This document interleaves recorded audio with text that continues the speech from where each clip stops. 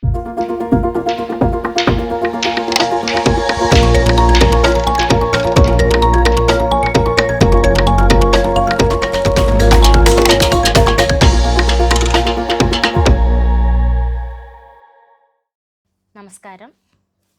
SSLC പരീക്ഷ എഴുതുന്ന വിദ്യാർത്ഥികൾക്ക് വേണ്ടി മൈ റേഡിയോ 90 FM ഒരുക്കുന്ന ടിപ്സ് ആൻഡ് ട്രിക്സിലേക്ക് ഏവർക്കും സ്വാഗതം. ഞാൻ Sheeja Ramesh, Nattika government fisheries higher secondary സ്കൂളിലെ മലയാളാധ്യാപികയാണ്. എൻ്റെ കൂടെ വന്നിരിക്കുന്നത് ഞങ്ങളുടെ തന്നെ സ്കൂളിലെ 10ാം ക്ലാസ് വിദ്യാർത്ഥിനി അഭിനവയാണ്. നമസ്കാരം. നമ്മളിവിടെ എത്തിയിരിക്കുന്നത് മലയാളം 2ാം പേപ്പറായ അടിസ്ഥാന പാഠാവലിയിലെ ചില കാര്യങ്ങൾ നമ്മൾക്ക് പരസ്പരം ചർച്ച ചെയ്യാനും സംശയങ്ങൾ ദൂരീകരിക്കുവാനും വേണ്ടിയിട്ടാണ്. അഭിനവേ, എന്തായി? ഇപ്പം എവിടെ വരെ എത്തി നമ്മുടെ പഠനമൊക്കെ? കുഴപ്പമില്ല എന്നൊക്കെ പോകുന്നു. എല്ലാ വിഷയവും എത്തിക്കൊണ്ടിരിക്കുന്നു, പഠിച്ച് കഴിയുന്നുണ്ട് എല്ലാതും. പക്ഷെ എന്നാലും എല്ലാം കഴിഞ്ഞിട്ടും പരീക്ഷയുടെ ആയിട്ടുള്ളൊരു ടെൻഷനും അങ്ങനത്തെ കുറച്ച് കാര്യങ്ങളൊക്കെ ഉണ്ട്. എഴുതി കഴിയേണ്ട ഒരു കാര്യങ്ങളും അങ്ങനെയൊക്കെ വെച്ചിട്ട് നമുക്ക് കുട്ടികൾക്ക് പൊതുവെ നേരിടുന്ന ഒരു പ്രശ്നമാണ് എഴുതി തീർക്കാൻ സമയമില്ല എന്നുള്ളത്. പ്രത്യേകിച്ചും മലയാളം നമുക്ക് ഒരു തരത്തിലും ബുദ്ധിമുട്ടുണ്ടാക്കേണ്ട കാര്യമില്ല. നമ്മൾ കൃത്യമായി ചോദ്യങ്ങൾ വായിച്ച് മനസ്സിലാക്കി അതിനനുസരിച്ച് നമ്മൾ ഉത്തരം എഴുതുകയാണെങ്കിൽ, അവർ നിർദ്ദേശിച്ചിരിക്കുന്ന കാര്യങ്ങൾ മാത്രം എഴുതുകയാണെങ്കിൽ നമുക്ക് ഇഷ്ടം പോലെ സമയം ബാക്കിയുണ്ടാവും. വാരി വലിച്ച് എഴുതുമ്പോഴാണ് നമുക്ക് സമയം തികയാത്തൊരു പ്രശ്നം വരുന്നത്.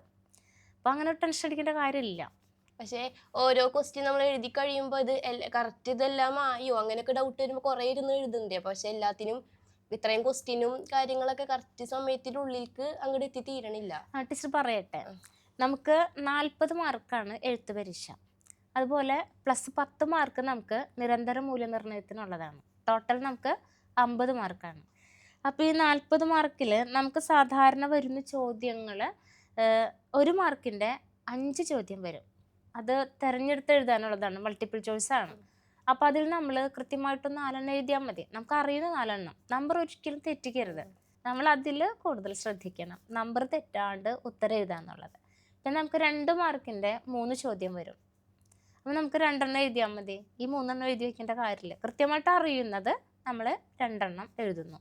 പിന്നെ നമുക്ക് 4 മാർക്ക് വരുന്ന 6 ചോദ്യം വരും. അതിൽ നമുക്ക് 5 എഴുതുന്നുണ്ട്.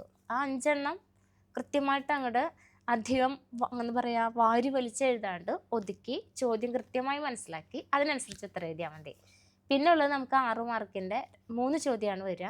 അതിൽ 2 എഴുതിയാൽ മതി. ഈ 2 എഴുതുമ്പോൾ എന്ന് പറഞ്ഞു കഴിഞ്ഞാൽ നമുക്ക് ഒരു പേജിൽ കവിയാതെ അല്ലെങ്കിൽ 100 വാക്കിൽ കവിയാതെ എന്നൊക്കെ പറഞ്ഞു വരും. കുട്ടികൾ സ്വാഭാവികമായിട്ട് 2-2.5 പേജൊക്കെ എഴുതുന്ന ഒരവസ്ഥയുണ്ട്. നമ്മൾ ചോദ്യം എന്താണെന്ന് കൃത്യമായിട്ട് മനസ്സിലാക്കിയിട്ട് ആ കൂൾ ഓഫ് ടൈം 15 മിനിറ്റ് ഉണ്ടല്ലോ, ആ 15 മിനിറ്റിൽ നമ്മൾ ആ ചോദ്യങ്ങൾ കൃത്യമായിട്ട് വായിച്ച് മനസ്സിലാക്കാനായിട്ട് എടുക്കുക. പിന്നെ നമുക്ക് ഏതൊക്കെയാണ് നമുക്ക് കിട്ടുന്നത് അല്ലെങ്കിൽ കൃത്യമായിട്ട് എഴുതാമെന്ന് വെച്ചാൽ നമുക്ക് സൈഡിൽ ചെറുതായിട്ടൊരു ടിക്ക് ഇടുന്നതുകൊണ്ട് പ്രശ്നമില്ല. അപ്പോൾ നമുക്ക് മനസ്സിലൊന്ന് ഒരുക്കി വെക്കാം, നമുക്ക് എങ്ങനെയൊക്കെ എഴുതണം, അത് ഏതൊക്കെ രീതിയിൽ പോകണം എന്നുള്ളത്. 4 മാർക്കിൻ്റെ എന്നൊക്കെ പറയുമ്പോൾ നമുക്ക് എന്ത് ചെയ്യാം, അത് ആരുടെയാണ്, ഏത് കൃതിയാണ് എന്ന് നമുക്കൊന്ന് എഴുതി വയ്ക്കാം. പക്ഷെ ഇനി ഏതെങ്കിലും കാരണവശാൽ നിങ്ങൾക്ക് ആ കൃതിയുടെ പേര് അറിയാം, പക്ഷെ എഴുതിയ ആളുടെ പേര് നിങ്ങൾക്ക് ഓർമ്മ വരുന്നില്ലെങ്കിൽ നിങ്ങളത് പരാമർശിക്കേണ്ട. നമുക്ക് വേറെ ആരുടെയെങ്കിലും അഭിനയിക്ക് പകരം ഷീജാന്ന് എഴുതിയിട്ട് കാര്യമില്ലല്ലോ. അപ്പം നമ്മൾ എന്ത് ചെയ്യാം, നമുക്ക് പേരറിയില്ലെങ്കിൽ പേരെഴുതണ്ട. അപ്പോൾ ആ രീതിയിൽ മുന്നോട്ട് പോവാം. പിന്നെ 6 മാർക്കിൻ്റെ ചോദ്യത്തിൻ്റെ ഉത്തരം എഴുതുമ്പോൾ നമ്മൾ കൃത്യമായിട്ടൊരു പാരഗ്രാഫ് നമ്മുടെ ചോദ്യം എന്താണോ അതിനെ പരാമർശിച്ചുകൊണ്ട് പോവുക. പിന്നെ നമ്മളത് ആശയതലത്തിലേക്ക് നമ്മൾ മുന്നോട്ട് പോയി കഴിഞ്ഞാൽ കുറേ പാരഗ്രാഫ് എഴുതണ്ട, 2-3 പാരഗ്രാഫിൻ്റെ ആവശ്യമുള്ളൂ. നമ്മുടെ ഒരു പേജിലൊക്കെ ഒതുക്കാവുന്ന രീതിയിൽ നമുക്ക് പോകാവുന്നതുള്ളൂ. ഏറ്റവും കൂടിക്കഴിഞ്ഞാൽ 6 മാർക്കിൻ്റെ ഒക്കെ ഏറ്റവും കൂടിക്കഴിഞ്ഞാൽ നമുക്ക് അപ്പുറത്തേക്കൊരു 1/2 പേജും കൂടെ എഴുതാം. ഒരു കാരണവശാലും നമ്മൾ 6 മാർക്കിൻ്റെയും 4 മാർക്കിൻ്റെയും എക്സ്ട്രാ എഴുതി വെക്കേണ്ട. നമുക്കതിൻ്റെ മാർക്ക് കിട്ടുമൊന്നുമില്ല. നമ്മൾ ആ സമയം നമുക്ക് എക്സ്ട്രാ എഴുതാൻ ഉപയോഗിക്കുന്ന സമയം നമുക്ക് എന്ത് ചെയ്യാം, നമുക്ക് എഴുതേണ്ട ആ ചോദ്യങ്ങൾ കറക്റ്റായിട്ട് എഴുതാനായിട്ട് നമുക്ക് ശ്രമിക്കാം. അപ്പോൾ ആ ടെൻഷൻ മാറിയല്ലോ. പിന്നെ ഈ ഓരോ മലയാളം സെക്കൻഡിൽ തന്നെ ഇപ്പോൾ ഓരോ പാഠഭാഗങ്ങളും ഒരു യൂണിറ്റിൽ തന്നെ ഓരോമായിട്ട് ബന്ധപ്പെട്ട പാഠഭാഗമല്ല. അപ്പം എല്ലാ പാഠത്തിനെയും പറ്റി ഒന്ന് ചുരുക്കിയൊക്കെ പറഞ്ഞിട്ടുണ്ടെങ്കിൽ. നമ്മുടെ മലയാളം അടിസ്ഥാന പാഠാവലിയിൽ നമുക്ക് 3 യൂണിറ്റാണ് ഉള്ളത്. 3 യൂണിറ്റിലും കൂടിയിട്ട് നമുക്കൊരു 10 പാഠങ്ങളുണ്ട്. 1ാമത്തെ യൂണിറ്റിൽ നമുക്ക് 3 പാഠം, 2ാമത്തെ യൂണിറ്റിൽ നമുക്ക് 4 പാഠം, 3ാമത്തെ യൂണിറ്റിൽ നമുക്ക് 3 പാഠം, അങ്ങനെ 10 പാഠങ്ങളാണ്. 3 ഇങ്ങനെ പരസ്പര ബന്ധിതമായിട്ട് മുന്നോട്ട് പോകുന്ന ഒരു അവസ്ഥയാണ്. അപ്പോൾ അത് നമുക്ക് ഒന്ന് ആ യൂണിറ്റിൻ്റെ പേരുകൾ മനസ്സിലേക്ക് നമ്മൾ കരുതി വെച്ച് കഴിഞ്ഞാൽ നമുക്കൊരു ബുദ്ധിമുട്ടില്ലാണ്ട് ഓർത്തെടുക്കാനും എഴുതാനും സാധിക്കും. നമ്മുടെ ഒന്നാമത്തെ യൂണിറ്റ് ജീവിതം പടർത്തുന്ന വേരുകൾ. അതിൽ നമുക്ക് ആദ്യത്തെ പാഠം എന്ന് പറഞ്ഞു കഴിഞ്ഞാൽ തകഴി ശിവശങ്കര പിള്ളയുടെ നമ്മുടെ രണ്ടിടങ്ങഴി എന്ന നോവലിൽ നിന്ന് എടുത്തൊരു പാഠഭാഗമാണ് പ്ലാവിലക്കഞ്ഞി. രണ്ടാമത് വരുന്നത് UK കുമാരൻ്റെ ഒരു എന്താ പറയുക ഹൃദയസ്പർശിയായ, നമുക്ക് ശരിക്കും പറഞ്ഞാൽ അതിങ്ങനെ വായിച്ചൊക്കെ കഴിയുമ്പോൾ എനിക്ക് കരച്ചിൽ വരാറുണ്ട്. അതുപോലെ നമുക്ക് റഫീഖ് അഹമ്മദിൻ്റെ അമ്മത്തൊട്ടിൽ എന്ന കവിത, അത് നമുക്ക് വായിക്കുമ്പോൾ കാണുമ്പോൾ അല്ലെങ്കിൽ നമുക്ക് ചുറ്റുപാട് നോക്കുമ്പോൾ നമുക്ക് ശരിക്കും നമ്മുടെ ഹൃദയത്തെ ദ്രവീകരിപ്പിക്കുന്ന ഒരു അനുഭവമാണ് നമുക്കതുണ്ടാകുക. അപ്പം നമ്മളത് മൂന്നിനും ശരിക്കും പറഞ്ഞാൽ പരസ്പര ബന്ധമുണ്ട്. പ്ലാവിലക്കഞ്ഞി എന്ന് പറയുമ്പോൾ ആ ഒരു പാഠഭാഗത്തിൽ കടന്നു വരുന്നത് കോരൻ, ചിരുത, കോരൻ്റെ ഭാര്യ ചിരുത, കോരൻ്റെ അപ്പൻ. അപ്പോൾ ഈ മൂന്ന് കഥാപാത്രങ്ങളും ആ ഒരു കാലഘട്ടം, നമ്മുടെ രണ്ടാം ലോക മഹായുദ്ധത്തിൻ്റെ ഒക്കെ ഒരു കാലഘട്ടം, ഭയങ്കരമായ പട്ടിണി, പരിവട്ടം, ദാരിദ്ര്യം ഒക്കെ ഉള്ളൊരു കാലഘട്ടം, അടിസ്ഥാന വർഗ്ഗക്കാരായിട്ടുള്ള തൊഴിലാളികൾ നേരിടുന്ന ജന്മിത്തം അതിൻ്റെ ഒരു വക്കിലെത്തി നിൽക്കുന്നു, മുതലാളിത്തം തുടങ്ങിയിട്ടില്ല, രണ്ടിൻ്റെ ഇടയിലുള്ളൊരു സമയമാണ്. മുതലാളിയാണ്, ജന്മിയാണ്. അങ്ങനത്തെ ഒരു അവസ്ഥയിൽ കൂടെ കടന്നു പോകുന്ന ഒരു സാഹചര്യമാണ് നമുക്ക് പ്ലാവിലക്കഞ്ഞിയിൽ കാണാനായിട്ട് സാധിക്കുന്നത്. അവിടെ തൊഴിലാളികളെ ശരിക്കും ചൂഷണം ചെയ്ത് അവനവൻ്റെ കീശ വീർപ്പിക്കുന്ന, കൃത്യമായ കൂലി കൊടുക്കാതെ അല്ലെങ്കിൽ കൂലി നെല്ലായിട്ട് കൊടുക്കാണ്ട് അവരെ ചതിക്കുന്ന, പറ്റിക്കുന്ന ഒരു വിഭാഗത്തെ നമുക്കവിടെ കാണാം. ഇവിടെ കോരനെ സംബന്ധിച്ച് കോരന് സ്വന്തം വയറും മാത്രമല്ല ഭാര്യയുടെ വിശപ്പും കൂടി മാറ്റേണ്ട ഒരു ഉത്തരവാദിത്തമുണ്ട്. പക്ഷെ അതിനുള്ളത് അവർക്ക് കിട്ടുന്നില്ല. അപ്പോൾ കോരൻ വിപ്ലവത്തിൻ്റെ ഒരു വഴിയിലേക്ക് നീങ്ങിക്കൊണ്ടിരിക്കുന്ന സമയം മറ്റുള്ളവർ കൂടെ ചേരുന്നില്ല. എന്നാലും ഇനിയെങ്കിലും കൂലി നെല്ല് വേണം എന്ന് ശടിച്ചു വെക്കുന്നു. അവിടെ ചിരുതയാണെങ്കിലും തൻ്റെ വയറൊക്കെ മുറുക്കിയെടുത്ത് ഭർത്താവിന് ഒരു തരത്തിലും ബുദ്ധിമുട്ടിക്കാതെ അവർ ഇല്ലായ്മയെ സ്നേഹം കൊണ്ട് അതിജീവിക്കുന്ന ഒരു കാഴ്ചയാണ് നമുക്ക് പ്ലാവിലക്കഞ്ഞിയിൽ കാണാൻ സാധിക്കുന്നത്. ചില പ്രത്യേക സാഹചര്യങ്ങൾ കൊണ്ടാണ് നമുക്ക് എന്താ പറയുക കോരൻ്റെ അപ്പനെ നാട്ടിൽ വിട്ടിട്ട് പോരേണ്ടി വരുന്നത്. പിന്നീട് ജീവിതം ഒന്ന് കരുപ്പിടിപ്പിച്ചെത്താത്തത് കൊണ്ട് കോരന് അച്ഛനെ ശ്രദ്ധിക്കാൻ സാധിച്ചില്ല. പക്ഷേ ഒരു കാലത്ത് അച്ഛൻ ഇവരെ തേടി വരുന്നു.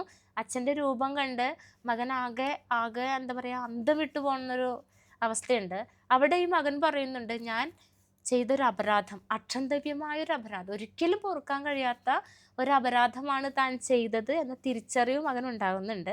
ഇനിയെങ്കിലും അപ്പന് വയറു നിറച്ച് ഭക്ഷണം കൊടുക്കണം എന്ന് ആഗ്രഹിക്കുന്നിടത്താണ് നമ്മുടെ ആ പാഠഭാഗം നിൽക്കുന്നത്. അവിടെ ചിരുത, കോരൻ അവരുടെ ഇല്ലായ്മയിലും അവർ സ്നേഹം കൊണ്ട് അതിനെ അതിജീവിക്കുന്നു. ആ കഷ്ടപ്പാടിനിടയിലും അപ്പനെ സംരക്ഷിക്കാനുള്ള ഒരു മകൻ്റെ ആഗ്രഹത്തെ നമുക്ക് കാണാൻ സാധിക്കുന്നുണ്ട്. അതുപോലെ നമുക്ക് UK കുമാരൻ്റെ ഓരോ വിളിയും കാത്ത് എന്ന കഥ, അത് ശരിക്കും പറഞ്ഞാൽ വായനക്കാരൻ്റെ കുട്ടികൾ പൊതുവെ ഇപ്പോൾ വായന കുറയുന്നത് കൊണ്ട് അവരതിലേക്ക് ശ്രദ്ധിക്കാത്തൊരവസ്ഥ വരുന്നുണ്ട്. എങ്കിലും ശ്രദ്ധിച്ചു കഴിയുമ്പോൾ കുട്ടികൾ മനസ്സിലേക്ക് നിറച്ചു വയ്ക്കുന്ന ഒരു കഥയാണ് ഓരോ വിളിയും കാത്ത്. അതിവിടെ മകൻ്റെ ഓർമ്മ, മകൻ്റെ സ്മരണയിലൂടെയാണ് ആ കഥ മുന്നോട്ട് പോകുന്നത്. ഒരു വലിയ വീട്ടിൽ ഒറ്റയ്ക്കായി പോകുന്ന അമ്മ, അച്ഛൻ്റെ മരണശേഷം നമ്മൾ ശ്രദ്ധിക്കേണ്ട ഒരു കാര്യമുണ്ട്. ആ കഥയിൽ അച്ഛൻ എന്ന കഥാപാത്രം കഥ തുടങ്ങി അവസാനിക്കുന്നത് വരെ നിറഞ്ഞു നിൽക്കുന്നുണ്ട്. പക്ഷെ അച്ഛൻ ജീവിച്ചിരിക്കുന്നില്ല. അപ്പോൾ ഈ അമ്മ ഒറ്റയ്ക്കായി പോകുമ്പോൾ മകൻ അമ്മയെ കൊണ്ടുപോകണമെന്ന് ആഗ്രഹമുണ്ട്. പക്ഷേ അത് എപ്പോഴും അമ്മയുടെ സ്വന്തം മനസ്സാലെ കൊണ്ടുപോകണം. അല്ലെങ്കിൽ അവിടെ എത്തിക്കഴിഞ്ഞാൽ അമ്മയ്ക്ക് തിരിച്ച് നാട്ടിലേക്ക് വരണം എന്നുള്ള ആഗ്രഹം ഉണ്ടാവും. അപ്പോൾ അവിടെ പ്രത്യേകിച്ച് പറയുന്നുണ്ട്, ഒരു വീടാവുന്നത് എങ്ങനെയാണ്, എപ്പോഴും അനക്കങ്ങളും ശബ്ദങ്ങളൊക്കെ ഉണ്ടാകുമ്പോൾ പരസ്പര ഇണക്കവും പിണക്കവും ഉണ്ടാകുമ്പോഴൊക്കെയാണ് ഒരു വീടാകുന്നതെന്നൊക്കെ കഥാകൃത്ത് കൃത്യമായൊരു കാഴ്ചപ്പാട് അവിടെ നിരത്തി വയ്ക്കുന്നുണ്ട്. അവസാനം അമ്മ പോകാൻ സമ്മതിക്കുന്നുണ്ട്. പേരക്കുട്ടിയായിട്ടുള്ളൊരു സംഭാഷണമുണ്ട്. അപ്പം നാടും നഗരവും തമ്മിലുള്ള ഒരു വ്യത്യാസമൊക്കെ കൃത്യമായിട്ട് അവിടെ അടയാളപ്പെടുത്തുന്നുണ്ട്. ഇവിടെ മകൻ അമ്മ പോരുന്ന സന്തോഷത്തിൽ കിടന്നുറങ്ങുന്നു, വീട് നോക്കാനൊക്കെ ആളുകളെ ഏൽപ്പിക്കുന്നു. പിന്നെ അച്ഛനെന്ന കഥാപാത്രം കിടപ്പിലായെങ്കിൽ പോലും പരിസരം എന്നുവെച്ചാൽ നിരീക്ഷണം, അവരുടെ ജീവിത സാഹചര്യങ്ങൾ കൊണ്ട്, ജീവിതത്തിലെ പ്രകൃതിയുമായുള്ള ആ അടുപ്പം കൊണ്ട് കിടക്കുമ്പോഴും പ്രകൃതിയിൽ സംഭവിക്കുന്ന എല്ലാ കാര്യങ്ങളും അദ്ദേഹം കൃത്യമായിട്ടൊരു ആറാം ഇന്ദ്രിയത്തിലൂടെ അറിയുന്ന പോലെ അദ്ദേഹം കാണുന്നുണ്ട്. അവസാനം അമ്മ അച്ഛനെ അച്ഛൻ വിളിക്കുമ്പോൾ ആരെങ്കിലും ഇല്ലാണ്ടായി പോകുമല്ലോ, അതുകൊണ്ട് അച്ഛൻ്റെ വിളി കേൾക്കാൻ താൻ അവിടെ ഉണ്ടാകണം എന്നൊരു തീരുമാനത്തിൽ എത്തുകയും മകൻ്റെ കൂടെ പോവാതിരിക്കുകയും ചെയ്യുന്നതാണ് കഥ അവസാനിപ്പിക്കുന്നത്. അപ്പോൾ ആ ഒരു മകൻ അച്ഛനെയും അമ്മയെയും സ്നേഹിക്കുന്നു. അച്ഛനും അമ്മയും തമ്മിലുള്ള പരസ്പര സ്നേഹബന്ധം, ഒപ്പം അമ്മയെ വിഷമിപ്പിക്കാതെ എന്ന അമ്മനെ കൂടെ കൂട്ടണമെന്ന് ആഗ്രഹിക്കുന്നു, സാധിക്കുന്നില്ല. അതിലുള്ള ദുഃഖം പേറുന്ന ഒരു മകനാണ്. നമ്മൾ രണ്ടു തരത്തിലുള്ള മകനെ കണ്ടല്ലോ. ഇനി അടുത്തത് നമുക്ക് കാണാനുള്ളത് റഫീഖ് അഹമ്മദിൻ്റെ അമ്മത്തൊട്ടിൽ എന്ന കവിതയാണ്. സാധാരണ അമ്മത്തൊട്ടിൽ എന്നൊരു ശീർഷകം കേൾക്കുമ്പോൾ നമുക്ക് ചിന്തിക്കുക, കുട്ടികൾ വേണ്ടാതാകുന്ന അമ്മമാർ ഏതെങ്കിലും കാരണവശാൽ അവർക്ക് വേണ്ടാത്തൊരു കുട്ടി ജനിക്കുമ്പോൾ എന്നാൽ ആ കുട്ടിയെ സുരക്ഷിതരാക്കാൻ വേണ്ടി സർക്കാർ വിഭാവനം ചെയ്ത ഒരു സംഭവമാണ് ഈ അമ്മത്തൊട്ടിൽ. പക്ഷെ ഇവിടെ എന്ന് പറയുമ്പോൾ മകന് വേണ്ടി ജീവിച്ച് മകനെ വളർത്തി വലുതാക്കി മകനൊരു എല്ലാ അവസ്ഥകളിലും ഉയർന്നു വന്നു. പക്ഷെ ആ മകൻ എന്ത് ചെയ്യുന്നു? ഭാര്യയുടെ വാക്ക് കേട്ട് അമ്മയെ തെരുവിൽ ഉപേക്ഷിക്കുവാനായിട്ട് കൊണ്ടു നടക്കുകയാണ്. ചില സൂചനകളുണ്ട് അതിൽ. ഒരിക്കലും മകൻ്റെ സ്വന്തം ഇഷ്ടപ്രകാരമല്ല, പലപ്പോഴും കഴിഞ്ഞിട്ടുണ്ട്. അതുകൊണ്ട് അമ്മ എവിടേക്കാണ് തന്നെ കൊണ്ടുപോകണമെന്ന് ചോദിക്കുന്നില്ല. അമ്മ ആഗ്രഹിക്കുന്ന ഓരോ സ്ഥലത്തേക്ക് കൊണ്ടുപോകാൻ മകൻ ആഗ്രഹിക്കുന്നു, പല സ്ഥലത്തും കളയാനായിട്ട് ആഗ്രഹിക്കുന്നു, കളയാൻ പോകുന്നു. പക്ഷെ ചില പ്രതികൂല സാഹചര്യങ്ങൾ വരുമ്പോൾ അമ്മ തന്നെ നോക്കിയ കാര്യങ്ങളൊക്കെ മനസ്സിലേക്ക് വരുന്നു. ആ പരിപാടി മകൻ ഉപേക്ഷിക്കുന്നു.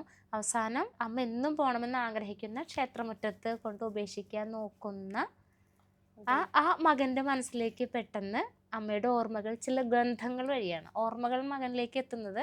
ചില ഗന്ധങ്ങൾ പ്രത്യേകം പറയുന്നുണ്ട്. അതിലൂടെ വരുന്നു മകനെ അമ്മയെ കൊണ്ടുപോകാൻ മകൻ തീരുമാനിക്കുന്നു. ഇനി ഒരിക്കലും ഇനി ഉപേക്ഷിക്കില്ല എന്ന് തീരുമാനിക്കുമ്പോഴേക്കും അമ്മ മരിച്ചു പോകുന്നു. പക്ഷെ കവി അവിടെ അമ്മ മരിച്ചു എന്ന് പ്രത്യേകം രേഖപ്പെടുത്തുന്നില്ല, സൂചനകളിലൂടെ അമ്മ മരിച്ചുപോയി എന്ന് രേഖപ്പെടുത്തുന്നു. അപ്പോൾ നമ്മളിവിടെ ജീവിതം പടർത്തുന്ന വേരുകൾ അല്ലേ, നമ്മൾ ടി വിനയചന്ദ്രൻ്റെ വേരുകൾ എന്നൊരു കൊച്ചു കഥയിലൂടെ പ്രവേശക പ്രവർത്തനം വരുന്നത് നല്ല ആഴത്തിലുള്ള സ്നേഹബന്ധങ്ങൾ, കുടുംബ ബന്ധങ്ങളാണ് മനുഷ്യൻ്റെ വേരുകളായിട്ട് അവിടെ പറയുന്നത്. ഇവിടെയും 3 തരത്തിലുള്ള മക്കൾ, 2 രക്ഷിതാക്കളെ ചേർത്ത് നിർത്താൻ നോക്കുമ്പോൾ മറ്റൊരാളുടെ നിർബന്ധം കൊണ്ട് തന്നെ പ്രസവിച്ച അമ്മയെ തെരുവിൽ ഉപേക്ഷിക്കാൻ കൊണ്ടുപോകുന്നു. നമ്മൾ സമകാലിക പ്രസക്തമായ കാലിക പ്രസക്തിയുള്ള വലിയൊരു വിഷയമാണ്. കാരണം അനാഥരാക്കപ്പെടുന്ന വാർദ്ധക്യങ്ങൾ കൂടുതലാണ്. അപ്പോൾ നമുക്ക് 1ാമത്തെ യൂണിറ്റ് കഴിഞ്ഞല്ലോ. പിന്നെ നമുക്കുള്ളത് 2ാമത്തെ യൂണിറ്റ്, നിലാവ് പെയ്യുന്ന നാട്ടുവഴികൾ. അതിൽ നിന്ന് വ്യത്യസ്തമായിട്ട് ആലോചിച്ച് നോക്കിയേ, നാട്ടുവഴികളിലൂടെ നിലാവ് പെയ്യാന്ന് പറഞ്ഞു കഴിഞ്ഞാൽ നാടിൻ്റെ വിശുദ്ധി അല്ലേ, ഗ്രാമീണരുടെ ആ ഒരു സംസ്കാരത്തെക്കുറിച്ചൊക്കെ കാണിക്കുന്ന ഒരു യൂണിറ്റാണ്. ആ 4 പാഠങ്ങൾ അതിൽ വരുന്നുണ്ട്. 3 അല്ല 4 പാഠഭാഗങ്ങൾ അതിൽ വരുന്നുണ്ട്. ഈ 4 പാഠഭാഗങ്ങളും ആ ഗ്രാമീണ നന്മയെയും മനുഷ്യൻ്റെ അവസ്ഥകളെയും എങ്ങനെ ജീവിക്കണം, പ്രകൃതിയോട് എങ്ങനെ ഇണങ്ങി പോകണം എന്നൊക്കെ കാണിക്കുന്ന പാഠഭാഗങ്ങളാണ്. അതിലൊന്നാമത്തത് കൊച്ചു ചക്രച്ചി, AP ഉദയഭാനുവിൻ്റെ കൊച്ചു ചക്രച്ചി. ഒരു അനുഭവ വിവരണമാണ്, ഒരു കഥ പോലെ മനോഹരമായ ഒരു അനുഭവ വിവരണമാണ് കൊച്ചു ചക്രച്ചി. അതിൽ അമ്മയും മാവും തമ്മിലുള്ള ആത്മബന്ധം, ആ മരം കേടുവരുമ്പോൾ കാറ്റിന് വീണാലോ എന്ന് കരുതി അത് വീഴുമ്പോൾ മരത്തിനോടൊപ്പം തനിക്കും എന്തെങ്കിലും സംഭവിച്ചോട്ടെ എന്ന് കരുതി ഉമ്മർത്ത് ചെന്നിരിക്കുന്ന അമ്മയെ നമുക്കവിടെ കാണാനുണ്ട്. അമ്മയുടെ ഒരു വിശ്വാസമുണ്ട്, കൊച്ചു ചക്രച്ചി എന്തെങ്കിലും സംഭവിച്ചാൽ അത് നമ്മളെ ചതിക്കില്ല എന്നൊരു വിശ്വാസം അമ്മയ്ക്കുണ്ട്. അപ്പം അമ്മയുടെ വിശ്വാസം പോലെ തന്നെ ഒരു കാറ്റിൽ ഒരു ഇല പോലും അനങ്ങാൻ ശക്തമല്ലാത്ത തരത്തിലുള്ള ഒരു കാറ്റുള്ള സമയത്താണ് കൊച്ചു ചക്രച്ചി വീഴുന്നതും. പക്ഷെ അത് ഒരു വിദഗ്ധനായ മരം വെട്ടുകാരൻ വിചാരിച്ചാൽ പോലും പറ്റാത്ത തരത്തിൽ അത്രയും വിദഗ്ധമായ രീതിയിൽ തന്നെ അത് അമ്മയുടെ വിശ്വാസം പോലെ ആ മരം വീഴുന്നു. പ്രത്യേകിച്ച് യാതൊരു കേടുപാടുകളും പറ്റിയില്ല. പറ്റിയത് തന്നെ ചെറിയ, ആർക്കും ഉപദ്രവമില്ലാത്ത ചെറിയ നാശനഷ്ടങ്ങളെ സംഭവിച്ചുള്ളൂ. പ്രകൃതിയെ അമ്മ എങ്ങനെ സ്നേഹിച്ചോ, അമ്മ എങ്ങനെ വിശ്വസിച്ചോ, അതുപോലെ അമ്മയുടെ വിശ്വാസം പോലെ ആ മരം വീഴുന്നു. പിന്നെ നമുക്ക് 3ാമത്തത് കാരൂർ നീലകണ്ഠപിള്ളയുടെ കോഴിയും കിഴവിയും എന്ന കഥയാണ്. നർമ്മമധുരമായ സന്ദർഭങ്ങളിലൂടെ നമ്മളെ ഊറിച്ചിരിപ്പിക്കുന്ന, ഓർക്കുമ്പോഴും നമുക്ക് ഊറിച്ചിരിക്കാൻ നമ്മളെ പ്രാപ്തരാക്കുന്ന മനോഹരമായ ഒരു കഥ നല്ല രീതിയിൽ ആഖ്യാനം ചെയ്തത് പോയിരിക്കുന്നു. പക്ഷെ അവിടെ ഇല്ലായ്മയിൽ നിന്നും സമ്പന്നതയുടെ മടിത്തട്ടിലേക്ക് എത്തുന്ന ആ കിഴവിയും കിഴവിയുടെ എലിച്ചേട്ടത്തി അല്ലേ, കിഴവിയും കിഴവിയുടെ മകൻ മത്തായിയും. പക്ഷേ ഇല്ലായ്മയിൽ നിന്നും സമ്പത്തിൻ്റെ മടിത്തട്ടിലെത്തിയപ്പോൾ മത്തായിക്ക് അഹങ്കാരം, എല്ലാ സമ്പത്തിൽ നിന്നും ജീവിത പ്രാരാബ്ധങ്ങൾ കൊണ്ട് താഴേക്ക് വന്ന മർക്കോസ്. അത് തെറ്റരുത്, മർക്കോസ്. അപ്പം നമ്മളത് അത് തെറ്റരുത്, കഥാപാത്രം തെറ്റരുത്. മർക്കോസിനാണെങ്കിൽ ആ നന്മയൊക്കെ ഉണ്ട്, സമ്പന്നനാണ്. പക്ഷെ സമ്പത്തിൻ്റെ അടിത്തട്ടിൽ നിന്നും ഇല്ലായ്മയിലേക്ക് വന്നെങ്കിലും നന്മ വിട്ടിട്ടില്ല. പിന്നെ നമ്മുടെ കിഴവിയാണെങ്കിലും, എലിച്ചേട്ടത്തി എന്ന കിഴവിയാണെങ്കിലും അവർ കഷ്ടപ്പെട്ടുകൊണ്ട് അവർ ഉയർന്നു വന്നതാണ്. മകനാണ് കഷ്ടപ്പാട് അനുഭവിക്കാണ്ട് പോയത്. അത്രയും ഇല്ലായ്മയിൽ നിന്നും മർക്കോസിൻ്റെ അപ്പൻ്റെ കാരുണ്യം കൊണ്ട് മുന്നോട്ട് വന്നതുകൊണ്ട് ആ നന്മ, ആ സ്നേഹം ഒക്കെ അവരുടെ മനസ്സിലുണ്ട്.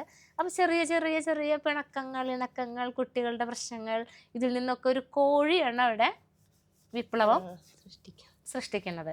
അപ്പോൾ കോഴിയെ അബദ്ധവശാൽ മർക്കോസിൻ്റെ മകൻ്റെ കയ്യിൽ നിന്നും കൊല്ലപ്പെട്ടതാണെങ്കിലും അത് മത്തായി എന്ത് ചെയ്തു, അത് മർക്കോസിനിട്ടൊരു പണി എട്ടിൻ്റെ പണി തന്നെ കൊടുക്കണം എന്ന് കരുതിക്കൊണ്ട് മത്തായി പണിയുന്നു. പക്ഷെ അതൊക്കെയും മത്തായിക്ക് എതിരായിട്ട് മാറുന്നു. അമ്മ എന്ത് ചെയ്യുന്നു, നന്മയുടെ ഭാഗത്ത്, മർക്കോസിൻ്റെ ഭാഗത്ത് പൂർണ്ണമായിട്ടും നിലനിൽക്കുന്നു. പോലീസ് കേസായെങ്കിലും അതിൽ നിന്നും രക്ഷപ്പെടാൻ അതുകൊണ്ട് മർക്കോസിന് പറ്റി. പക്ഷെ മത്തായിക്ക് എന്ത് സംഭവിച്ചു, മത്തായിക്ക് അതിൽ നിന്ന് ഊരി പോരാനായിട്ട് വളരെ പാടുപെടേണ്ടി വന്ന നാട്ടിൻ്റെ നന്മ, ഗ്രാമീണ വിശുദ്ധി ഇനിയും നഷ്ടപ്പെട്ടിട്ടില്ല, അതിപ്പോഴും നിലനിൽക്കുന്നുണ്ട് എന്ന് നമ്മുടെ മനസ്സിലേക്ക്, അല്ലെങ്കിൽ നമുക്ക് ഉണ്ടാക്കി തരാനുള്ള ഒരു ശ്രമം ആ കഥയിലൂടെ നടക്കുന്നുണ്ട്. വൈലോപ്പിള്ളി ശ്രീധരമേനോൻ്റെ ഓണമുറ്റത്ത് എന്ന കവിത നമ്മുടെ നാടിൻ്റെ അല്ലേ, ഗ്രാമത്തിൻ്റെ, മലനാട്ടുകാരുടെ ഓണ സംസ്കാരത്തിൻ്റെ ഗൃഹാതുരമായ ഓർമ്മകളും നമ്മുടെ ഗൃഹാതുരമായ പ്രകൃതിയെയും നമ്മുടെ മനസ്സിൽ എന്ന് പച്ചപിടിപ്പിച്ചുകൊണ്ട് ഏത് കാലഘട്ടം മുന്നോട്ട് പോയാലും, നമ്മൾ എങ്ങനെയൊക്കെ മുന്നോട്ട് പോയാലും നമ്മുടെ മനസ്സിൽ നമ്മുടെ കേരളം, നമ്മുടെ മലയാളം, നമ്മുടെ നാടോടി സംസ്കാരം ഇതൊക്കെ എന്നും നിലനിൽക്കുമെന്ന് കാണിക്കുന്ന, എത്ര പരിഷ്കാരങ്ങൾ വന്നാലും ആ പരിഷ്കാരത്തിലൊക്കെയും നാടോടി സംസ്കാരത്തെ സ്നേഹിക്കുന്ന ഒരു വ്യക്തിയുണ്ട് എന്ന് കാണിക്കുന്ന ഒരു കവിതയാണ് നമ്മുടെ ഓണമുറ്റത്ത്. പിന്നുള്ളത് കുറ്റിപ്പുഴ കൃഷ്ണപിള്ളയുടെ ഒരു ലേഖനമാണ് ശ്രീനാരായണ ഗുരു. മനുഷ്യനാണ് മുഖ്യം അല്ലേ, മാനവികതയ്ക്കാണ് ഏറ്റവും പ്രാധാന്യമെന്ന് കാണിക്കുന്ന, മനുഷ്യൻ നന്നായാൽ മതി, ഒരു ജാതി, ഒരു മതം, ഒരു ദൈവം, മതമേതായാലും മനുഷ്യൻ നന്നായാൽ മതി എന്ന ആ ആപ്തവാക്യത്തെ, മനുഷ്യനാണ് പ്രധാനമെന്ന് കാണിക്കുന്ന, ജാതിയും മതവും ഒക്കെ വേറെയാണ് എന്ന് കാണിക്കുന്ന ആ ഒരു എന്താ പറയുക തത്വശാസ്ത്രത്തെ അല്ലെങ്കിൽ മനുഷ്യനിലേക്ക് എത്തിക്കുന്ന, മനുഷ്യ നന്മയിലേക്ക് എത്തിക്കുന്ന ഒരു പാഠഭാഗമാണ് നമുക്ക്, ലേഖനാണ് നമ്മുടെ ശ്രീനാരായണ ഗുരു. പിന്നെ നമുക്ക് മൂന്നാമത്തെ യൂണിറ്റ് വാക്കുകൾ വിടരുന്ന പുലരികൾ. വാക്കുകൾക്കാണ് പ്രാധാന്യം അല്ലേ. നമ്മൾ ഒരു വാക്ക് എങ്ങനെ പ്രയോഗിക്കുന്നു, എങ്ങനെ ഉപയോഗിക്കുന്നു, അതെങ്ങനെ മനുഷ്യരുടെ മനസ്സിലേക്ക് തറഞ്ഞു പോകുന്നു എന്നൊക്കെ നമ്മൾ ഉപയോഗിക്കുന്ന വാക്കുകൾക്കനുസരിച്ചിരിക്കും. അപ്പോൾ വാക്കുകൾ വിടരുന്ന പുലരികൾ, പുലരി എപ്പോഴും പ്രത്യാശയാണ് നമ്മളിലേക്ക്. അതൊക്കെ എല്ലാ സങ്കടങ്ങളെയും മാറ്റി നമുക്കൊരു പുതിയ പ്രഭാതം വരും എന്നൊരു പ്രത്യാശയിലേക്കാണ് പുലരി എപ്പോഴും നമ്മളെ കൊണ്ടുപോകുന്നത്. അപ്പം അതിലുള്ളത് പത്രനീതി. സുകുമാർ അഴീക്കോടിൻ്റെ ഒരു ലേഖനമാണ് പത്രനീതി. ഒരു പത്രം എങ്ങനെയായിരിക്കണം, മാധ്യമങ്ങൾ എങ്ങനെയായിരിക്കണം, ഈ മാധ്യമങ്ങൾക്ക് എങ്ങനെയൊക്കെ കാര്യങ്ങളെ വളച്ചൊടിച്ച് ആളുകളെ മാറ്റാനും തിരുത്താനും സാധിക്കും എന്നുള്ളതാണ്. ഒരു നല്ല പത്രം ഉണ്ടെങ്കിൽ, ഒരു നല്ല മാധ്യമം ഉണ്ടെങ്കിൽ, ഭരണാധികാരി ഇല്ലെങ്കിലും ആ നാട് നന്നാവും എന്ന് കാണിക്കുന്ന, പക്ഷേ ഒരു പത്രം അല്ലെങ്കിൽ ഒരു മാധ്യമം എങ്ങനെ മോശമാകുന്നു അതുപോലെ നാടും മോശമാകുന്നു എന്ന് കാണിക്കുന്ന ഒരു നല്ലൊരു ലേഖനമാണ്. കാരണം പുതിയ കാലഘട്ടത്തിൽ അത് ഏറ്റവും പ്രസക്തമാണത്. നല്ലൊരു ലേഖനമാണ് പത്രനീതി. പിന്നുള്ളത് ഈ സന്തോഷ് കുമാറിൻ്റെ പണയം എന്ന കഥയാണ്.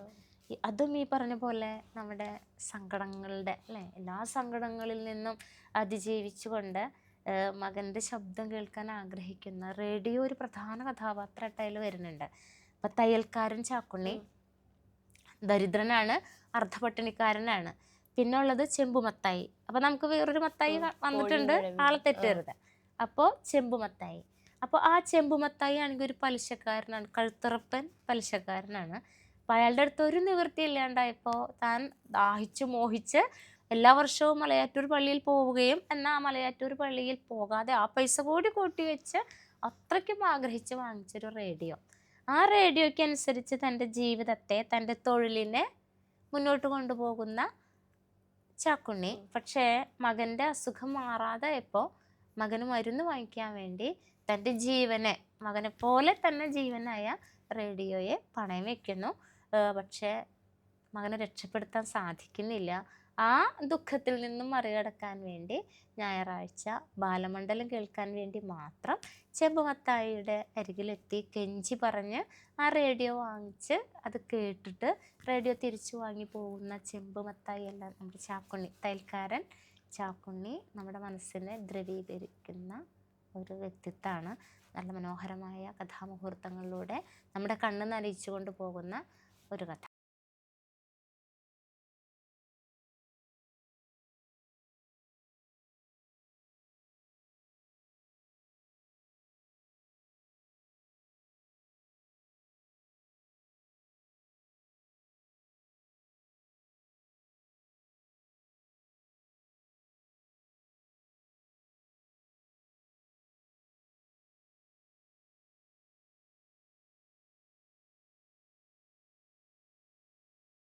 അപ്പോൾ ഇങ്ങനെ 10 പാഠങ്ങൾ ഇത് കൃത്യമായിട്ട് നമുക്ക് വായിച്ച് മനസ്സിലാക്കി കഴിഞ്ഞാൽ നമ്മൾ ചോദ്യങ്ങളിലൂടെ മുന്നോട്ട് പോയി കഴിഞ്ഞാൽ നമുക്ക് കൃത്യമായിട്ട് എഴുതാവുന്നതേ ഉള്ളൂ.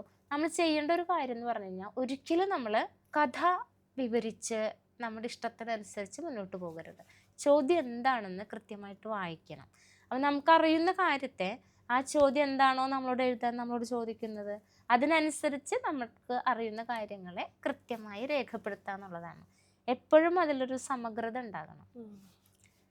കഥാപാത്രങ്ങൾ അങ്ങോട്ടും ഇങ്ങോട്ടും തെറ്റരുത്. അപ്പം നമുക്ക് എന്ത് ചെയ്യാം, നമുക്കിത് വായിക്കുമ്പോൾ നിങ്ങളുടെ കയ്യിലൊരു ഷീറ്റ് പേപ്പർ വെക്കുകയാണെങ്കിൽ നിങ്ങൾക്ക് കുറച്ച് കുറച്ച് പോവാം.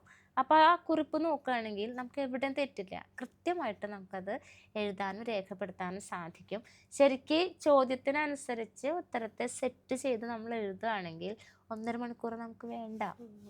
1.25 മണിക്കൂർ കൊണ്ടൊക്കെ അഭിനവൊക്കെ എഴുതണം ഞാൻ കാണാറുണ്ടല്ലോ. പിന്നെ എഴുതി കഴിഞ്ഞിട്ട് വീണ്ടും വീണ്ടും എഴുതി വയ്ക്കുന്ന ഒരു പ്രവണതന്നേ ഉള്ളൂ. അതിൻ്റെ ആവശ്യമില്ല. അപ്പോൾ അത്രേ ഉള്ളൂ നമുക്ക്. ഇനി എന്തെങ്കിലും സംശയം?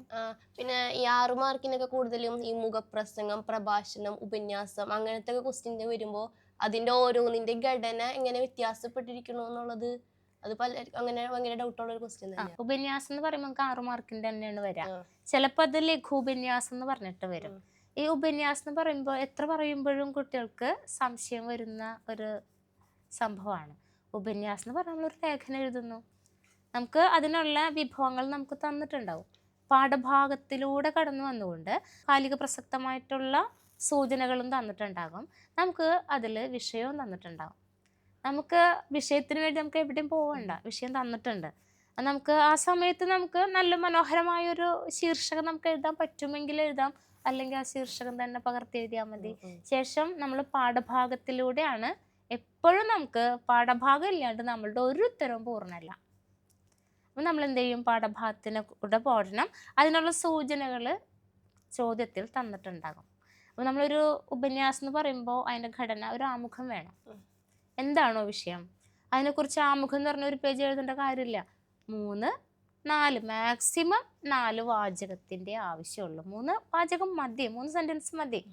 അപ്പോൾ അത് കഴിഞ്ഞ് കഴിഞ്ഞാൽ തന്നിരിക്കുന്ന സൂചനകൾക്കനുസരിച്ച് നമ്മൾ എന്ത് ചെയ്യുക, ആ വിഷയത്തിൻ്റെ ഒരു വിശദീകരണം, അതിൽ ആ വിശകലനം ഉണ്ടായിരിക്കണം. കാലിക പ്രസക്തിയായിട്ട് ചോദിച്ചിട്ടുണ്ടെങ്കിൽ അത് അതിൽ ഉൾപ്പെടുത്തണം. അപ്പോൾ അവിടെ കാലിക പ്രസക്തമായിട്ട് എന്താണ് അവിടെ വന്നിരിക്കുന്നതെന്ന് നമുക്ക് മനസ്സിലാക്കാൻ സാധിക്കണം. അതിനനുസരിച്ച് എഴുതി ഒരു ഉപസംഹാരവും അങ്ങോട്ട്, ഉപസംഹാരം എന്നും പറഞ്ഞിട്ട് എഴുതണം. അത് അവസാനിപ്പിക്കണം. നമ്മളൊരു കാര്യം തുടങ്ങുന്നുണ്ടെങ്കിൽ തുടങ്ങിയതിനെ അവസാനിപ്പിക്കണമല്ലോ. ആ ഒരു ഉപസംഹാരം കൂടി വന്നു കഴിഞ്ഞാൽ നമ്മുടെ 6 മാർക്കിൻ്റെ ഉപന്യാസം അഥവാ ലഘു ഉപന്യാസം എന്ന ചോദ്യത്തിൻ്റെ ഉത്തരം പൂർണ്ണമായിട്ട് കഴിയുന്നു. ഒരിക്കലും നമ്മൾ 6 മാർക്കിൻ്റെ ചോദ്യത്തിൻ്റെ ഉത്തരം എഴുതുമ്പോൾ അത് ഒരു പരിധി വിട്ട് വാരി വലിച്ച് എഴുതരുത്. അതിൽ നമുക്ക് ഒതുക്കി സംഗ്രഹിച്ച് എഴുതാൻ സാധിക്കണം. എന്താണ് എഴുതി വെച്ചിരിക്കുന്നത് അതിൽ കറക്റ്റായിട്ടുണ്ടെങ്കിൽ, അത് ശരിയാണെങ്കിൽ നമ്മുടെ ഭാഷ, അത് പ്രയോഗിച്ചിരിക്കുന്ന ഭാഷാ പ്രയോഗം, അതിൻ്റെ ആ ഒരു ഘടന വെച്ചിട്ട് സുഖമായിട്ട് 6 മാർക്ക് ഒരു കുഴപ്പമില്ലാണ്ട് 6 മാർക്ക് മുഴുവനും വാങ്ങിക്കാനായിട്ട് നമുക്ക് അതുകൊണ്ട് സാധിക്കും. പിന്നെ പ്രഭാഷണവും പ്രസംഗവും തമ്മിലുള്ള ഒരു വ്യത്യാസം, അല്ലെങ്കിൽ അങ്ങനത്തെ ക്വസ്റ്റ്യൻ കറക്റ്റായിട്ട് എഴുതേണ്ടത് എങ്ങനെയാണ്? എപ്പോഴും നമ്മളിങ്ങനെ നിങ്ങൾ നമ്മുടെ കയ്യിലേക്ക് നിങ്ങൾ 8ാം ക്ലാസ്സിലാണ് വരണേ. ഉം.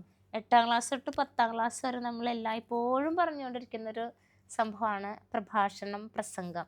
രണ്ടും എഴുതുമ്പോൾ നമുക്ക് വലിയ വ്യത്യാസങ്ങളൊന്നും ഇല്ല. പ്രത്യക്ഷത്തിൽ കാണുമ്പോൾ രണ്ടും ഒന്നാണ്. അപ്പോൾ അത് പ്രഭാഷണമായാലും പ്രസംഗമായാലും നമുക്ക് നമ്മൾ സദസ്സിലിരിക്കുന്നവരെ സംബോധന ചെയ്തിട്ടാണ് തുടങ്ങുന്നത്. നമ്മളൊരു വേദിയിൽ സദസ്സിലിരുന്നിട്ടാണ് അത് ചെയ്യണത്. അപ്പോൾ നമ്മൾ പ്രസംഗം പറയുമ്പോൾ, പ്രഭാഷണം പറയുമ്പോൾ നമുക്ക് സദസ്സിനെ സംബോധന ചെയ്യണം. ചിലപ്പോൾ നമുക്ക് ചോദ്യത്തിലുണ്ടാകും നിങ്ങളുടെ വിദ്യാരംഗം കലാസാഹിത്യവേദിയോടനുബന്ധിച്ച് അല്ലെങ്കിൽ സ്കൂൾ അസംബ്ലിയോടനുബന്ധിച്ച് എന്നൊക്കെ പറയും. നമുക്കത് നീട്ടി വലിച്ച സംബോധനയൊന്നും പോവണ്ട. നമുക്ക് പറയുമ്പോൾ പറയാലോ, പക്ഷെ എഴുതുമ്പോൾ നമ്മൾ സമയം കളയരുത്. അപ്പോൾ നമുക്ക് മാന്യരെ, പ്രിയരെ, ബഹുമാന്യരെ എന്നൊക്കെ പറഞ്ഞ് ഒരു സംബോധന എഴുതുന്നു. ഹെഡിങ്ങിൻ്റെ ആവശ്യമില്ല, അവിടെ ശീർഷകം എഴുതി വെക്കേണ്ട കാര്യമില്ല. അപ്പം നമ്മൾ എന്ത് ചെയ്യുന്നു, ആ വിഷയത്തിലേക്ക് നമ്മൾ കിടക്കുന്നു. ഇപ്പോൾ പ്രഭാഷണം എന്ന് പറയുമ്പോൾ നമ്മുടെ പാഠഭാഗത്തിൻ്റെ സമഗ്രമായൊരു വിവരണം അവിടെ ആവശ്യപ്പെടുന്നുണ്ട്. നമുക്ക് എന്താണ് വിഷയം, അതിനെക്കുറിച്ച് നമുക്ക് അറിയുന്ന കാര്യങ്ങളെ മറ്റുള്ളവരിലേക്ക് കൃത്യമായിട്ട് എത്തിക്കുക എന്നുള്ളതാണ് പ്രഭാഷണം കൊണ്ട് ഉദ്ദേശിക്കുന്നത്. പ്രഭാഷണത്തിൽ കൂടുതലും കാലിക പ്രസക്തിയൊക്കെ കുറവായിരിക്കും. നമുക്ക് ആ പാഠഭാഗത്തെ കാലിക പ്രസക്തി ആവശ്യമുണ്ടെങ്കിൽ അതിൻ്റെ സൂചന തന്നിട്ടുണ്ടാകും.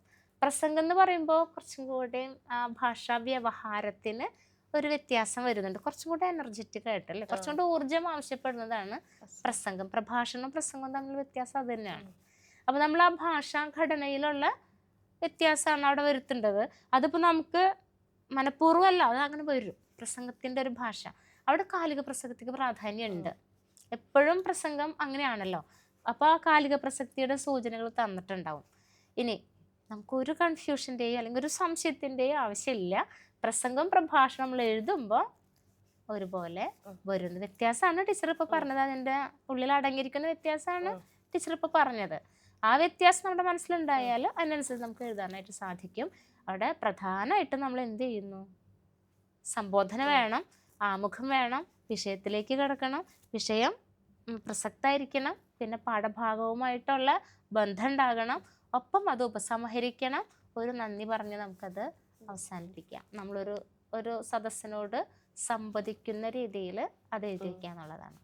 പിന്നെ ഈ എഡിറ്റോറിയം, മുഖപ്രസംഗം, അത് ഇപ്പോഴും പലർക്ക് എന്താണെന്നുള്ളത് കറക്റ്റ് ക്വസ്റ്റ്യൻ വന്നു, പക്ഷെ അതെങ്ങനെ എന്താണെന്നുള്ളത് മനസ്സിലാവണില്ല. മുഖപ്രസംഗത്തിന്റെ എന്താ എഴുതണ്ടേ? ഇപ്പം നമ്മൾ മുഖപ്രസംഗം ആവുമ്പോൾ എഡിറ്റോറിയൽ ഒരു പത്രത്തിന്റെ നാവാണ് ശരിക്കും എഡിറ്റോറിയൽ. അതായത് ഇന്ന് ആ പത്രത്തിന് നമ്മളോട് പറയാനുള്ളത് എന്താണോ അതാണ് ആ കാഴ്ചപ്പാട് പേജിൽ നിങ്ങൾക്ക് അറിയാലോ അതെവിടെയാണ് കിടക്കണേന്നുള്ളത്. അത് അവിടെ കാണിക്കുന്നത് ആ പത്രത്തിന് പറയാനുള്ളത്. അപ്പോൾ അത് സമൂഹത്തിൽ നടന്ന ഏതെങ്കിലും ഒരു വിഷയത്തെ ആസ്പദമാക്കിയിട്ടായിരിക്കും അത് വരിക. പക്ഷെ നമുക്ക് കൃത്യമായിട്ടൊരു വിഷയം അതുപോലെ തന്നെ തന്നിട്ടുണ്ടാവും. അപ്പോൾ ഏതെങ്കിലും ഒരു പാഠഭാഗത്തെ ആസ്പദമാക്കിയിട്ടാവും തന്നിട്ടുണ്ടാവുക, അതിൽ ശീർഷകയിൽ തന്നിട്ടുണ്ടാവും. പക്ഷെ നമുക്ക് ആ ശീർഷകം തന്നെ എഴുതണമെന്നില്ല. നമ്മൾ എഴുതുന്നത് എന്താണോ അതിന് ആ വിഷയത്തിന് യോജിക്കുന്ന ഉചിതമായ ഒരു ശീർഷകം കൊടുക്കണം. നിർബന്ധമാണ് മുഖപ്രസംഗത്തിന് ശീർഷകം. അതിൽ ശരിക്കും പറഞ്ഞാൽ നമുക്ക് ആ ശീർഷകം ഇട്ടില്ലെങ്കിൽ മാർക്ക് കുറയുന്നൊരു പ്രവണത സ്വാഭാവികമാണ്. കാരണം അതിൻ്റെ ആ മുഖപ്രസംഗത്തിൻ്റെ ഘടനയ്ക്ക് നിർബന്ധമായിട്ട് അത്യാവശ്യ ഘടകമായിട്ടുള്ളതാണ് ശീർഷകം. അപ്പോൾ അത് നമ്മൾ കൃത്യമായിട്ട് നമ്മൾ കൊടുത്തിരിക്കണം.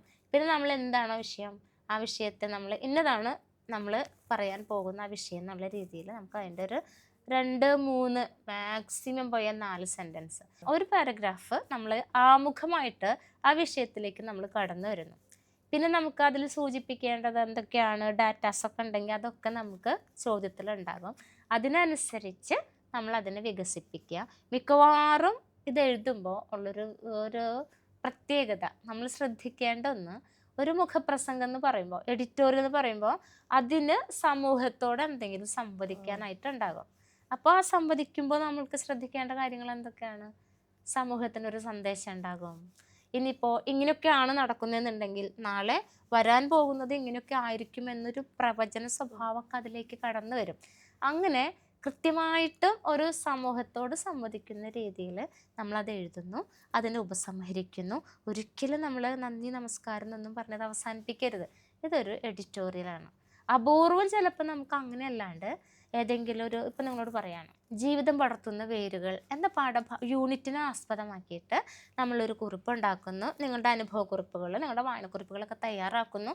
അതിനുവേണ്ടി ഒരു ആമുഖം, ഒരു എഡിറ്റോറിയൽ എഴുതാൻ പറയുമ്പോൾ അപ്പം നമ്മൾ എന്ത് ചെയ്യണം? അവിടെ വരുന്നൊരു വ്യത്യാസം എന്ന് പറഞ്ഞു കഴിഞ്ഞാൽ ആ പാഠഭാഗത്തെ അടിസ്ഥാനപ്പെടുത്തിയിട്ട് നമ്മൾ എഴുതുന്നു. അവിടെ നമുക്ക് സമൂഹത്തോടൊരു സന്ദേശമൊന്നുമില്ല. ഇവിടെ എന്താണോ നമ്മളോട് പറഞ്ഞിരിക്കുന്നത് അതിന് വേണ്ടി ചിട്ടപ്പെടുത്തി അതിനനുസരിച്ച് നമ്മൾ എഡിറ്റോറിയൽ എഴുതുന്നു. അങ്ങനെ ഇപ്പോൾ നമുക്ക് വരാറില്ല. ഇടയ്ക്ക് മുൻപ് 1-2 വട്ടമൊക്കെ അങ്ങനെ കണ്ടിട്ടുണ്ട്. അപ്പം അതുകൊണ്ട് അത് പ്രത്യേകം ശ്രദ്ധിക്കുക. അത്രേ ഉള്ളൂ, പേടിക്കാനൊന്നുമില്ല. പിന്നെ ഈ നിരീക്ഷണക്കുറിപ്പ്, സ്വാഭിപ്രായക്കുറിപ്പ് താരതമ്യം ചെയ്യാനൊക്കെ കുറെ ക്വസ്റ്റ്യൻ വരില്ലേ? അത് കറക്റ്റായിട്ട് അതെങ്ങനെയാണ് താരതമ്യം? നമുക്കേ താരതമ്യം ചെയ്യാന്ന് പറഞ്ഞു കഴിഞ്ഞാൽ ഇപ്പോൾ നമ്മുടെ മുൻപിലിരിക്കുന്ന ഒരാൾ ഇപ്പം നമ്മുടെ ഈ പ്രോഗ്രാം അല്ലെങ്കിൽ ഇത് കാണുന്നു. അപ്പോൾ അഭിനവ് എങ്ങനെയാണോ പറയുന്നത്, ഇനിയിപ്പോൾ ടീച്ചർ എങ്ങനെയാണോ പറയുന്നത്, അത് ശരിയല്ല, അല്ലെങ്കിൽ അത് രണ്ടുപേരും നന്നായിട്ട് സെറ്റായിട്ട് പോകുന്നുണ്ട് എന്നൊക്കെ നമ്മൾ കമ്പാരിസൺ നടത്തും, താരതമ്യം അല്ലേ. അപ്പോൾ നമുക്ക് മിക്കവാറും രണ്ട് ഭാഗങ്ങൾ തന്നിട്ടുണ്ടാവും. നമ്മുടെ പാഠഭാഗമായിട്ട് ആസ്പദമായിട്ടായിരിക്കും, ചിലപ്പോൾ അതുമായി ബന്ധമുള്ള മറ്റൊരു പാഠത്തിൽ നിന്ന് എടുത്തതായിരിക്കും, അല്ലെങ്കിൽ നമുക്ക് റെഫറൻസിനായിട്ട് വരുന്ന ഏതെങ്കിലും ഒന്നായിട്ട് കൊടുത്തിട്ടുണ്ടാവും. അപ്പോൾ നമ്മൾ ആദ്യത്തേത് എന്താണോ തന്നിരിക്കുന്നത് അതിൻ്റെ ആശയം എഴുതുന്നു, രണ്ടാമത്തെ ഭാഗത്തിൻ്റെ ആശയം എഴുതുന്നു. ഈ 2 ഭാഗങ്ങൾ തമ്മിൽ സാമ്യമാണോ വ്യത്യാസമാണോ അത് നമുക്ക് എഴുതുമ്പോഴും വായിക്കുമ്പോഴും നമുക്കത് മനസ്സിലാകുമല്ലോ. അപ്പോൾ അതിനനുസരിച്ച് അതിൻ്റെ സാമ്യ വ്യത്യാസങ്ങൾ നമ്മൾ കുറിക്കുന്നു. ഇത്രയേ ഉള്ളൂ. 4 മാർക്കിനാണ് വരിക. 6 മാർക്കിന് താരതമ്യക്കുറിപ്പ് അങ്ങനെ കണ്ടിട്ടില്ല. പിന്നെ ചോദിച്ചത് സ്വാഭിപ്രായക്കുറിപ്പ് എന്ന് പറയുമ്പോൾ നമ്മുടെ അഭിപ്രായം ഏത് വഴി കൂടിയാണ് വരണ്ടേ? നമുക്ക് ഒരു പാഠഭാഗം തന്നിട്ടുണ്ടല്ലോ, അതിൽ നിന്നൊരു ചോദ്യം തന്നിട്ടുണ്ടല്ലോ. അപ്പോൾ ആ ചോദ്യം നോക്കിയിട്ട് ചോദ്യത്തിൽ എന്താണോ എന്നുള്ളത് എഴുതിയിട്ട് അത് നമ്മുടെ നിരീക്ഷണം അനുസരിച്ച് നമ്മുടെ അഭിപ്രായം എന്താണോ ആ അഭിപ്രായം നമ്മളവിടെ രേഖപ്പെടുത്തുന്നു. അതാണ് സ്വാഭിപ്രായം. അതിപ്പോൾ നമ്മുടെ നിരീക്ഷണക്കുറിപ്പായാലും നിങ്ങളുടെ അഭിപ്രായക്കുറിപ്പായാലും ഒരിക്കലും നമ്മൾ പാഠഭാഗത്തെ മാറ്റി നിർത്താൻ പാടില്ല. അതിൽ നിന്നും നമ്മളിൽ ഉരുത്തിരിയുന്ന അഭിപ്രായമാണ് നമ്മളവിടെ രേഖപ്പെടുത്തേണ്ടത്. അപ്പോൾ പാഠഭാഗത്ത് എന്താണ് പറയുന്നത് അത് നമ്മളവിടെ കുറിക്കുന്നു, ശേഷം നമ്മുടെ അഭിപ്രായം പറയുന്നു. പിന്നെ നമുക്ക് വിശകലനക്കുറിപ്പ് അല്ലേ, നിരീക്ഷണക്കുറിപ്പ്, അല്ലെങ്കിൽ വെറും കുറിപ്പ് എഴുതാൻ പറയും. ഇതൊക്കെയും നമ്മൾ ആ പാഠഭാഗത്തിൽ നിന്നുകൊണ്ട് വേണം നമ്മൾ അതൊക്കെ ചെയ്യാനായിട്ട്. നമ്മുടെ അഭിപ്രായം ചോദിക്കുമ്പോഴാണ്. അതിപ്പോൾ സാധാരണ അങ്ങനെ ചോദിക്കുമ്പോഴേ കുട്ടികൾ 10-ലെത്തിയിട്ടും യോജിക്കുന്നുണ്ടോ എന്ന് ചോദിക്കുമ്പോൾ ഉണ്ട് അല്ലെങ്കിൽ ഇല്ല എന്ന് എഴുതിയിട്ട് എന്തെങ്കിലും എഴുതി, ചിലപ്പോൾ ഉണ്ട് എന്ന് എഴുതിയിട്ട് ഇല്ല എന്നുള്ളതാവും അവർ ഉത്തരത്തിൽ വരിക. നമ്മൾക്ക് നമ്മുടെ അഭിപ്രായമല്ലേ ചോദിക്കുന്നത്. അപ്പോൾ നിങ്ങൾക്ക് കൃത്യമായിട്ടും നിങ്ങൾക്ക് സ്വാതന്ത്ര്യത്തോടു കൂടി എഴുതാം. നിങ്ങൾ യോജിക്കുന്നില്ല എന്നാണെങ്കിൽ ഈ നമ്മൾ ആ അഭിപ്രായം എന്താണെന്ന് എഴുതിയിട്ട് ഈ അഭിപ്രായത്തോട്, അല്ലെങ്കിൽ ഇപ്പോൾ കഥാകൃത്ത് പറഞ്ഞ ഈ അഭിപ്രായത്തോട് എനിക്ക് യോജിക്കാനായിട്ട് സാധിക്കുന്നില്ല, അപ്പോൾ നമ്മൾ എന്ത് ചെയ്യുന്നു? യോജിക്കാൻ സാധിക്കാത്തതിൻ്റെ കാരണങ്ങൾ എഴുതുന്നു. ഇനി യോജിക്കുന്നുണ്ടെങ്കിൽ അത് ചോദ്യത്തിൽ നിന്ന് ഒരു സെൻറ്റൻസിലേക്ക് നമ്മൾ കൊണ്ടുവരണം. ഉണ്ട്, ഇല്ല, ഉണ്ടില്ല എന്ന് എഴുതി വയ്ക്കരുത്. അപ്പോൾ അങ്ങനെ എഴുതി കഴിഞ്ഞാൽ ഒരു പ്രശ്നമില്ല, ഒരു ബുദ്ധിമുട്ടില്ല നമുക്ക്. മലയാളം എന്നൊക്കെ പറയുമ്പോൾ ഇപ്പോൾ പലർക്കും നിറയെ എഴുതണം, എത്ര എഴുതിയാലും മാർക്ക് കിട്ടില്ല എന്നൊക്കെ ഉള്ളൊരു തെറ്റിദ്ധാരണ ഇപ്പോൾ എഴുതിക്കൊണ്ടിരിക്കുന്ന കുട്ടികളും പറയുന്നൊക്കെ ഉണ്ട്. യാതൊരു തെറ്റിദ്ധാരണയുടെ ആവശ്യമില്ല. ഏറ്റവും എളുപ്പത്തിൽ ഏറ്റവും ലളിതമായി ഒരു ടെൻഷനും ഇല്ലാണ്ട് നമുക്ക് മലയാളത്തെ സമീപിക്കാം. നമ്മുടെ ചോദ്യങ്ങളൊക്കെ കറക്റ്റ് വായിച്ച് സമയക്രമീകരണത്തോടുകൂടി എഴുതി മുൻപോട്ട് പോയി കഴിഞ്ഞാൽ നമുക്കൊരു 10 മിനിറ്റ് നമുക്ക് റിലാക്സ് ചെയ്തിരിക്കാനുള്ള സമയം കിട്ടും. സമയബന്ധിതമായിട്ട് നമുക്കത് അവസാനിപ്പിക്കാൻ സാധിക്കും. അപ്പോൾ കുട്ടികളെ ഒരു ടെൻഷൻ്റെയും ആവശ്യമില്ല. പിന്നെ നമുക്ക് മൾട്ടിപ്പിൾ ചോയ്സ്. ചില കുട്ടികൾ എന്ത് ചെയ്യും, 4 ഓപ്ഷൻ എഴുതി വയ്ക്കും. അപ്പോൾ ടീച്ചർമാർ ഏതിനെങ്കിലും ഉത്തരം കൊടുത്തോട്ടെ എന്നാവും അങ്ങനെ കരുതുക. അങ്ങനെ ഇപ്പോൾ ആരും ഉത്തരത്തിന് എന്താ പറയുക, അങ്ങനെ ഇട്ട് കഴിഞ്ഞ് സെലക്ട് ചെയ്ത് നമ്മൾ മാർക്കൊന്നും കൊടുക്കില്ല. അപ്പോൾ നമുക്ക് തെറ്റോ ശരിയെന്നുള്ളതല്ല, കൃത്യമായിട്ട് ഒരു ഉത്തരം ആവശ്യപ്പെടുന്നുള്ളൂ, ആ ഉത്തരം നമ്മൾ എഴുതണ്ടോ. നിർബന്ധമായിട്ട് എല്ലാ പരീക്ഷയ്ക്കും വരുന്ന ഒന്നാണ് കഥാപാത്ര നിരൂപണം. അപ്പോൾ അവിടെ നമുക്ക് ഏത് കഥാപാത്രമാണോ അതിൻ്റെ കൃത്യമായ പ്രത്യേകതകൾ, സൂചനകൾ തന്നിട്ടുണ്ടാവും. അതിനനുസരിച്ച് ആ കഥാപാത്രത്തിൻ്റെ നന്മ തിന്മകൾ, ആ കഥാപാത്രത്തിൻ്റെ ഉള്ളിലേക്ക് കടന്നു ചെല്ലാനുള്ള എല്ലാ സൂചനകളും നമ്മുടെ പാഠഭാഗത്തുണ്ട്. ഒപ്പം നമ്മുടെ സൂചനകളായിട്ട് തന്നിട്ടുണ്ടാവും. കൂടുതൽ വാരി വലിച്ച് ആ കഥയല്ല എഴുതേണ്ടത്. കുട്ടികൾ കഥ എഴുതി വെക്കുന്ന ഒരു പ്രവണതയാണ് കാണാറ്. അപ്പം നമുക്ക് കഥയല്ല എഴുതേണ്ടത്, പകരം ആ കഥാപാത്രത്തിൻ്റെ സൂക്ഷ്മ തലങ്ങളിലേക്ക് ഇറങ്ങിച്ചെന്ന് ആ കഥാപാത്രത്തിനെ കുറിച്ച് മാത്രം, ആ കഥാപാത്രത്തോട് ചേർന്ന് നിൽക്കുന്ന മറ്റുള്ളവരോടുള്ള നന്മയും തിന്മയും ആ കാഴ്ചപ്പാടിനനുസരിച്ച് വേണം നമ്മൾ കഥാപാത്ര നിരൂപണം എഴുതേണ്ടത്. അപ്പം അത് പ്രത്യേകം നമ്മൾ ശ്രദ്ധിക്കണം.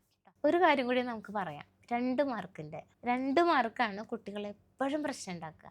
ഈ 2 മാർക്കിന് ആകെ 2 സൂചനകളോ 2 വാചകമോ എഴുതേണ്ടിടത്ത് 1.5 പേജൊക്കെ എഴുതി വയ്ക്കുന്നത്. ചോദ്യത്തിന് ആവശ്യപ്പെടുന്ന ഉത്തരമായിരിക്കണം, അതിൻ്റെ സമയക്രമീകരണം, അളവിനെ കുറിച്ചൊക്കെ നല്ല ബോധ്യം ഉണ്ടാകണം.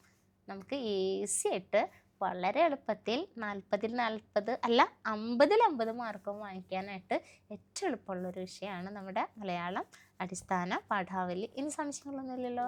നമ്മൾ ഒരുവിധം എല്ലാ കാര്യങ്ങളും പറഞ്ഞിട്ടുണ്ട്. ഇനി സംശയമൊന്നുമില്ലല്ലോ? ഒക്കെ മനസ്സിലായില്ലേ? ഇപ്പൊ ക്ലിയർ. ഇത്രയും കുറെ മലയാളത്തിന്റെ ആയിട്ട് കുറെ ഡൗട്ടുകളും കാര്യങ്ങളൊക്കെ ഉണ്ടായിരുന്നു. ഇപ്പൊ ഇതാക്കി, ഇപ്പൊ കോൺഫിഡൻസിൽ തന്നെ ഇപ്പൊ പരീക്ഷ എഴുതാനായിട്ടുള്ളതായിട്ടുണ്ട്. പ്രിയപ്പെട്ട കുട്ടികളെ, സംശയങ്ങളൊക്കെ തീർന്നല്ലോ അല്ലേ? അപ്പോൾ നമുക്ക് വളരെ സന്തോഷമായിട്ട് സമാധാനമായിട്ട് നമുക്ക് SSLC പരീക്ഷയ്ക്ക് വേണ്ടി തയ്യാറെടുക്കാം. ആ പരീക്ഷയ്ക്ക് വേണ്ടി തയ്യാറെടുത്ത് ക്ലാസ് റൂമിലേക്ക് പോകുന്ന ടീച്ചറുടെ എല്ലാ മക്കൾക്കും ഹൃദയംഗമമായ വിജയാശംസകൾ നേരുന്നു.